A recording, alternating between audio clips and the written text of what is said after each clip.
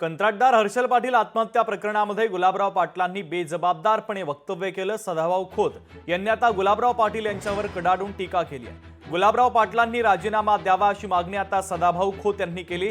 मंत्र्यांनी जमिनीवर पाय ठेवून काम करावं असा सल्ला देखील आता खोत यांनी दिलेला आहे। हर्षल पाटील हा अभियंता असून तांदळे वाळवा या गावचा तो अभियंता आहे। अभियंत्यानं आत्महत्या केली असून या प्रकरणी त्या अभियंत्याच्या नावावर कुठलंही काम नाही, त्या योजनेवर कुठलं बिल पेंडिंग नाही। एखाद्या वेळेस त्यांनी सबलेट काम घेतलं असावं, मात्र या बिलाची कुठंच नोंद नाही असं गुलाबराव पाटलांनी म्हटलं होतं। त्यावरून आता गुलाबराव पाटलांच्या विरोधात टीकेची झोड उठते आहे आणि यामध्येच आता सदाभाऊ खोत यांनी गुलाबराव पाटील यांच्या थेट राजीनाम्याचीच मागणी केली आहे।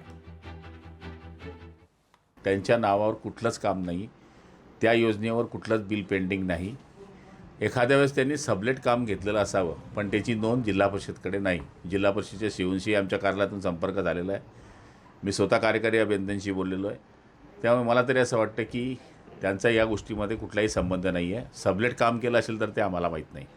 गुलाबराव पाटील साहेबांनी खरं बघितलं तर सब कॉन्ट्रॅक्ट हे संपूर्ण महाराष्ट्रभर आहेत, त्याचा पूर्ण आढावा आणि अभ्यास करायला पाहिजे होता।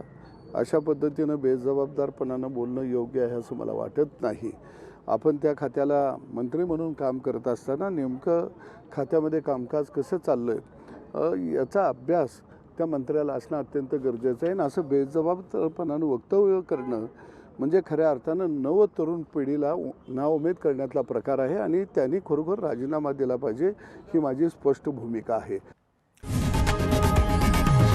लोकशाही मराठी ऐका, पहा, जागरूक रहा।